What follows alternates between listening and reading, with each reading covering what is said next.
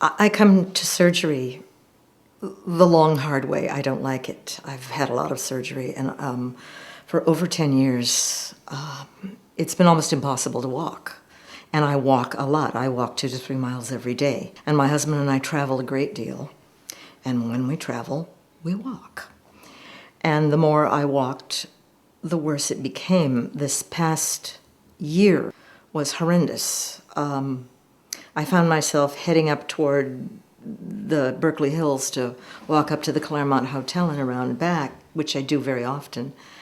And I would have to stop 3 or 4 times in pain. My neighbors got used to me just sitting down on their staircases. It was that bad.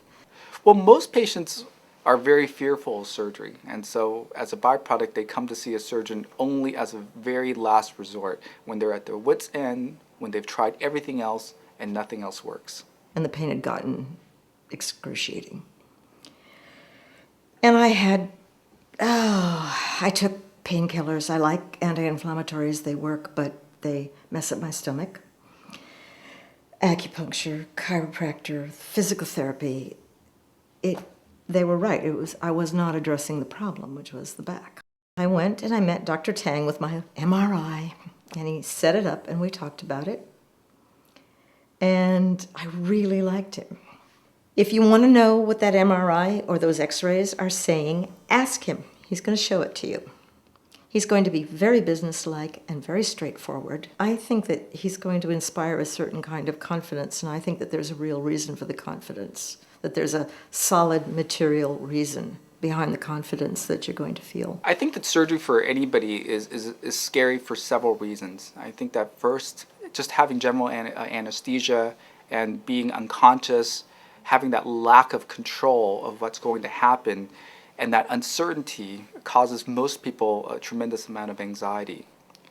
And I think that also many patients fear surgery because they can conceptualize it better than they can conceptualize their future. So for example, patients may have a risk of becoming paralyzed, and yet they're not afraid of the paralysis as much because it's in the future and they can't see it. They're not as afraid of that as they are of the surgery itself.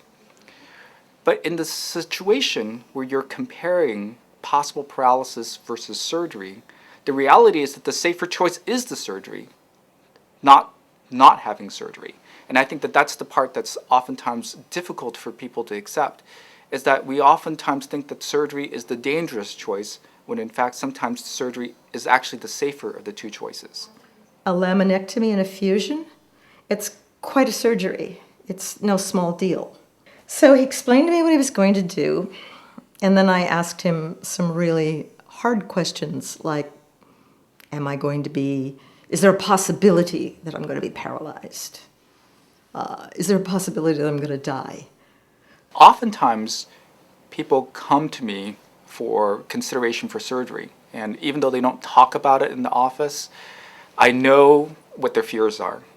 Everybody's fears are the same. I would have the same fears. For example, people fear that if they have surgery, they may die. They fear that if they have surgery, they may wake up paralyzed, or they may even wake up worse. And although all of those things are in theory possible, the realities are extremely uncommon. I've been doing some form of neurosurgery for 20 years, and over the last decade, I've done at least 4,000 to 5,000 surgeries. And although there are difficult surgeries, and there are certainly dangerous ones, the kinds of surgeries on the back, the so-called lumbar laminectomies, the neck surgeries, are simple ones in which it's very uncommon for any of these fears to be realized. What I had done was huge, and yet I have a scar maybe 3.5 inches long, and it's healed very well. After the surgery, I was kind of afraid that I wouldn't be able to walk, and so I was very gingerly walking and being careful with myself, and it was unnecessary. I went to physical therapy, and I found myself doing things that I couldn't do before because I was in so much pain before.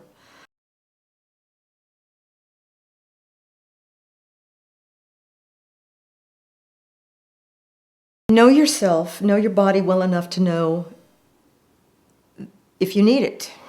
I mean, if you're looking at an MRI that's just not a normal spine, think about that. If you're looking at a situation where you're in pain all the time and everything that you've tried maybe takes the pain away for an hour or so and then it comes back, life's too short to go through that.